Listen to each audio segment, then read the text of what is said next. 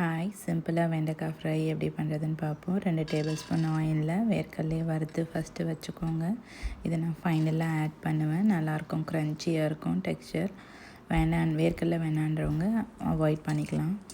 இது ஒரு தனி பிளேட்டில் பொரிஞ்சதும் எடுத்து வச்சுக்கோங்க. அதே கடாயில் நறுக்கி வச்ச வெண்டைக்காயை போட்டு வதக்கணும். நெக்ஸ்ட்டு நல்லா மிக்ஸ் பண்ணிக்கோங்க. ஒரு ஹை ஃப்ளேம் தீயில் நல்லா வெண்டைக்காய் கொஞ்சம் ஸ்லைம் எல்லாம் போட்டு நல்லா சுருங்கட்டோன்னு வதக்குங்க. 8 நிமிஷம் ஆகும். அப்புறம் நீங்கள் வேணும்னா தயிர் ஆட் பண்ணிக்கலாம். ஒரு டிப், அது குயிக்காக ஸ்லைம் அடங்கும். அப்புறம் 2 கைப்பிடி வெங்காயம், நறுக்கி வச்ச சிறு துண்டு வெங்காயத்தை ஆட் பண்ணி நல்லா மிக்ஸ் பண்ணிக்கோங்க. இந்த ஸ்டேஜில் நம்ம உப்பு ஆட் பண்ணிக்கலாம். உப்பு கொஞ்சம் சட்டுன்னு வதங்கிறதுக்கு ஹெல்ப் பண்ணும். வெங்காயத்தெல்லாம் உப்பு நல்லா ஆட் பண்ணிவிட்டு மிக்ஸ் பண்ணி விட்டுக்கோங்க.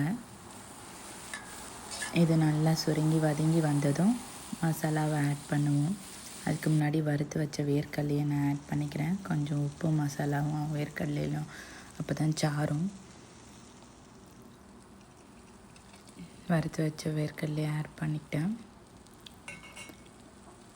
சாம்பார் பொடி இன்றைக்கி ஆட் பண்ணுறேன்.